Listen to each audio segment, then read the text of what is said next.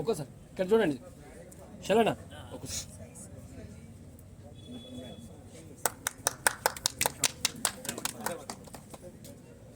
ఇద్దరు ఇక్కడ చూడండి.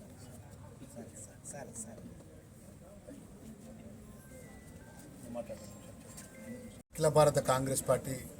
నాయకురాలు శ్రీమతి సోనియా గాంధీ గారి యొక్క జన్మదిన వేడుకలు ధర్మపురి నియోజకవర్గ ధర్మపురి మండల కాంగ్రెస్ పార్టీ ఆధ్వర్యంలో పట మరి గొప్పగా ఈరోజు ఆ తల్లి తెలంగాణ ఇచ్చిన తల్లి సోనియమ్మ తల్లి భారతదేశ ప్రధానమంత్రిగా పదవి అవకాశం వచ్చినప్పటికీ నాకు వద్దు ఆ పదవి మన్మోహన్ సింగ్ లాంటి ఆర్థికవేత్తను ప్రధానమంత్రిగా కుర్చీలో కూర్చున్నటువంటి సోనియమ్మ తల్లి మరి ఆ తల్లి జన్మదినం ఈరోజు రంగరంగ వైభవంగా మనందరం గొప్పగా మరి కేక్ కట్ చేసి మరి ఆమెకు మనస్ఫూర్తిగా ధర్మపురి నియోజకవర్గ ప్రజల పక్షాన తెలంగాణ ప్రజల పక్షాన ధర్మపురి మండల కాంగ్రెస్ పార్టీ పక్షాన మనస్ఫూర్తిగా సోనియమ్మ తల్లికి జన్మదిన శుభాకాంక్షలు తెలియజేసుకుంటూ మరి ఆ తల్లి గిట్ట నిజంగా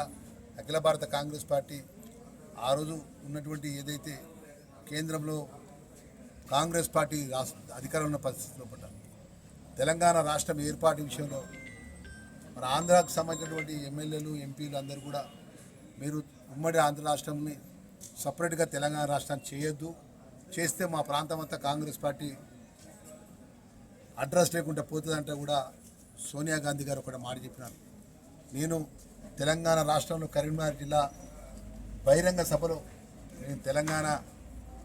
ప్రక్రియ మొదలైందని చెప్పి తెలంగాణ కోసం కట్టుబడి ఉందని చెప్పి సార్ మేనిఫెస్టో పెట్టడం జరిగింది. మరి దానిలో భాగంగా ఏదేమైనా కూడా తెలంగాణ ప్రజలకు ఇచ్చినటువంటి మాట నేను అమలు చేస్తా, తెలంగాణ రాష్ట్రాన్ని ఇస్తా అని చెప్పి ఇచ్చిన తల్లి ఆ తల్లి. మరి అంత గొప్ప మహనీయురాలు మనం జీవితంలో కూడా చూడడం అంత గొప్పగా నిబద్ధతగా ఈరోజు దేశం కోసం ప్రాణాలు అర్పించినటువంటి కుటుంబం ఇందిరమ్మ తల్లి కానీ రాజీవ్ గాంధీ గారు కానీ ఈరోజు దేశం కోసం ప్రాణాలు అర్పించింది. సోనియమ్మ తల్లి దేశ ప్రధాని పదవి వచ్చినా కూడా ఆమె సాక్రిఫైస్ చేసి ఒక ఆర్థిక మన్మోహన్ సింగ్ ప్రధానమంత్రి చేసింది. ఈ తెలంగాణ రాష్ట్ర ప్రతి ఒక్క ప్రజల గుండెల్లో సోనియమ్మ తల్లి ఉండాలి. అంత గొప్పగా మహనీయురాలు ఈరోజు తెలంగాణ రాష్ట్రం ఏర్పడ్డదంటే మొన్న వరకు 10 సంవత్సరాలు రాజ్యం వెళ్ళినటువంటి ఏదైతే మాజీ ముఖ్యమంత్రి కూడా అసెంబ్లీ సాక్షిగా అన్నాడు, ఇలా సోనియా గాంధీ లేకపోతే తెలంగాణ వచ్చేది కాదని చెప్పేసి మాట్లాడినటువంటి అంశాన్ని కూడా గుర్తు చేసుకోవాలని కోరుకుంటూ మరొకసారి ఈ దేశ సమగ్రతను ఐక్యతను అన్ని వర్గాలను సమైక్యంగా తీసుకుపోయే పార్టీ కాంగ్రెస్ పార్టీ. రాహుల్ గాంధీ గారి నేతృత్వంలో పట మల్లికార్జున గారు అఖిల భారత కాంగ్రెస్ పార్టీ నేతృత్వంలో మన రాష్ట్ర కాంగ్రెస్ పార్టీ అధ్యక్షుడు మహేష్ కుమార్ గౌడ్ గారు మన ప్రియతమ నాయకులందరికీ ఈరోజు రాష్ట్రాన్ని దేశంలో గొప్పగా తెలంగాణ రేజింగ్ గ్లోబల్ సమిట్ అని చెప్పేసి ఉన్నటువంటి పెద్ద పెట్టుబడి పెద్ద ఎత్తున సమిట్ గౌరవ ముఖ్యమంత్రి రేవంత్ రెడ్డి గారి నేతృత్వంలో అంటే దేశంలో ఆర్థికంగా తెలంగాణ రాష్ట్రం ముందంజలో ఉండాలి, ఆర్థికంగా గ్రోత్ కావాలి. ఈ ప్రపంచ దేశాల్లో ఉన్నటువంటి పెద్ద కంపెనీస్ కూడా తెలంగాణ రాష్ట్రానికి రావాలి, హైదరాబాద్కి రావాలి, తెలంగాణ రాష్ట్రం అన్ని విధాలుగా అభివృద్ధి చేయాలి అని చెప్పేసి ఇక్కడ యువతకు కానీ ఇక్కడ ఉన్నటువంటి ఉన్నతమైన చదువుకున్న వాళ్ళకు ఉద్యోగపరంగా కూడా గొప్పగా అవకాశాలు రావాలని చెప్పేసి పెద్ద ఫ్యాక్టరీలు రావాలని ఒక గొప్ప తలంపుతో ఒక గొప్ప కార్యక్రమాన్ని రూపకల్పన చేసి 2 సంవత్సరాల మన సమయం అయిపోయింది. ఈ 2 సంవత్సరాల లోపల తెలంగాణ ప్రజలకు ఇచ్చిన మాట సోనియా గాంధీ, రాహుల్ గాంధీ, మల్లికార్జున గారి నేతృత్వంలో పట మన గౌరవ ముఖ్యమంత్రి వర్యులు మన ఆర్థికంగా మన రాష్ట్రాన్ని అతలాకుతలం చేసి ఆర్థిక సంక్షోభాన్ని సృష్టించి ఆర్థికంగా అన్ని విధాల నష్టాన్ని చేసి మన ప్రభుత్వాన్ని అప్పచెప్పినప్పటికీ మన గౌరవ ముఖ్యమంత్రి రేవంత్ రెడ్డి గారు, గౌరవ ఆర్థిక శాఖ మంత్రులు బట్టి విక్రమార్క గారు, అదేవిధంగా జిల్లాకు సంబంధించిన శ్రీధర్ బాబు లాంటి ఉత్తమ్ కుమార్ రెడ్డి, అదేవిధంగా చాలామంది మంత్రులంతా సీనియర్ మంత్రులంతా సమన్వయంతో ఈ రాష్ట్రాన్ని ఆర్థికాన్ని ఏదైతే ఇబ్బందులు ఉన్నదో ప్రతి నెల 1వ తారీఖు వచ్చే వరకు మనం 6,000 కోట్ల రూపాయల వడ్డీ కడుతున్నాం. గత ప్రభుత్వం చేసినారు ఆర్థిక తప్పిదాల వల్ల. అయినా కూడా ఈరోజు ప్రభుత్వానికి గొప్పగా 6 గ్యారంటీ పథకాల్లో కూడా గౌరవ ముఖ్యమంత్రి వర్యులు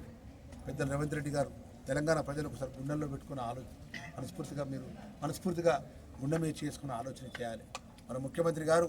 మన ఆర్థికంగా సంక్షేమం ఉన్నప్పటికీ 6 గ్యారెంటీ పథకాల లోపల 4 గ్యారెంటీ పథకాలు ఇలా మహిళా సోదరులకు ఉచిత బస్సు ఇవ్వడం కానీ, అదేవిధంగా రైతులందరికీ కూడా రుణమాఫీ చేయడం కానీ, రైతు భరోసా కింద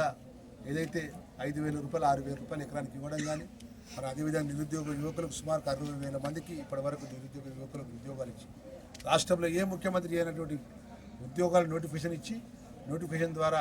ఆ ఎగ్జామ్ కండక్ట్ చేసి, ఎగ్జామ్ అయిపోయిన తర్వాత వాళ్ళ నియామక పత్రాలు నేరుగా వందలాది మంది నిరుద్యోగ యువకులకు ఎల్బీ స్టేడియం పిలిపించి వారి నియామక పత్రాలు అందజేసింది గౌరవ ముఖ్యమంత్రి రేవంత్ రెడ్డి గారు అనే విషయాన్ని కూడా మర్చిపోవద్దు. మరి అదేవిధంగా ఈరోజు మా ప్రతి వాళ్ళకు అప్పుడు 10 సంవత్సరాల రాష్ట్రంలో ఉన్న వాళ్ళకు రేషన్ కార్డు ఇవ్వలేని పరిస్థితుల్లో మన గౌరవ ముఖ్యమంత్రి గారు రేవంత్ రెడ్డి గారు బాధ్యతలు తీసుకున్నాక ఏదైతే ప్రజలకు ఇచ్చిన మాట ప్రతి కుటుంబానికి అర్హత ఉన్న వారికి ఇలా ముఖ్యమంత్రి వర్యులు కానీ, సివిల్ సప్లై శాఖ మంత్రి ఉత్తమ్ కుమార్ రెడ్డి గారు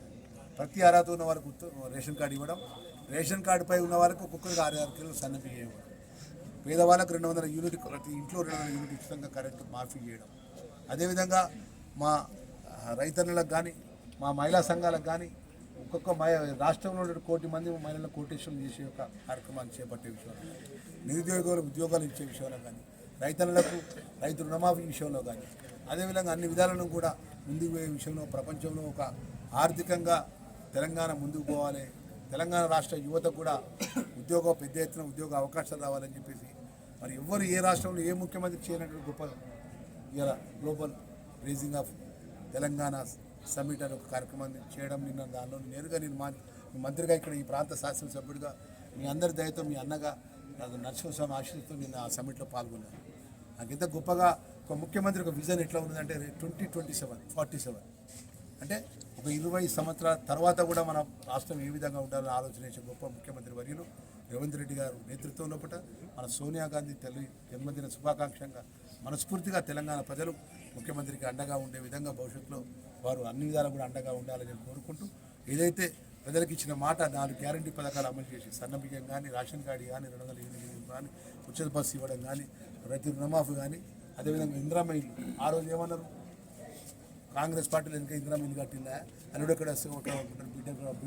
మన చుట్టపల్లి ఎక్కడ ఇస్తారు అన్నారు. ఏడైంది? ఇదే మాజీ ముఖ్యమంత్రి మాజీ ప్రభుత్వాలు అంటే వాళ్ళు బంగ్లాలు కట్టుకున్నారు, వాళ్ళు ప్రగతి భవన్లు కట్టుకున్నారు, కానీ పేదవాళ్ళకి ఇందిరమ్మ ఇల్లు కట్టియాలి. ఇలా కాంగ్రెస్ పార్టీ 3,500 ఇల్లు ఈ నియోజకవర్గాలు కట్టించడానికి సాంక్షన్ ప్రొసీడింగ్ ఇచ్చినాం. సుమారు 1,500 ఇల్లు ఇలా ప్రోగ్రెస్ 80% కంప్లీట్ ఉంది. ఇంకా 1,500 ఇల్లు కంప్లీట్ అయితే మార్చి తర్వాత ఇంకా 3,500 ఇల్లు వస్తాయి. అంటే ఈ నియోజకవర్గంలో ఉన్నటువంటి పేదవాళ్ళు అనేటువంటి ఎవరు లేకుండా, ఎవరైతే పేదవారు అర్హతను బట్టి కులం కాదు మతం కాదు ఓన్లీ పేదవాళ్ళే అర్హత, ఆ విధంగా ఇందిరమ్మ ఇల్లు ఇచ్చి ప్రతి నెల సోమవారం గల వాళ్ళ అకౌంట్లో డబ్బులు వాడడం. ఎప్పుడైనా ఏదైనా చూసినావా? అంతకుముందు ఏదైనా ప్రభుత్వ పథకం వస్తే అధికారుల చుట్టూ తిరగాలి, లేదా ఎమ్మెల్యేల చుట్టూ తిరగాలి. ఈరోజు మనం ఇందిరమ్మ ఇల్లు మొదలుపెట్టుకుంటే సోమవారం కల్లా పునాదులు ఇస్తే 1,00,000 రూపాయలు, గోడలు ఇస్తే 2 లక్షలు, స్లాబ్ ఇస్తే ఈ విధంగా మన కాంగ్రెస్ పార్టీ ఇందిరమ్మ తల్లి ఇందిరమ్మ ఇళ్ళ పథకాన్ని కూడా తీసుకొచ్చిన విషయాన్ని మనం చేసుకుంటూ మరొకసారి మా సోనియమ్మ తల్లికి మా ధర్మపురి ప్రజల పక్షాన జన్మదిన శుభాకాంక్షలు.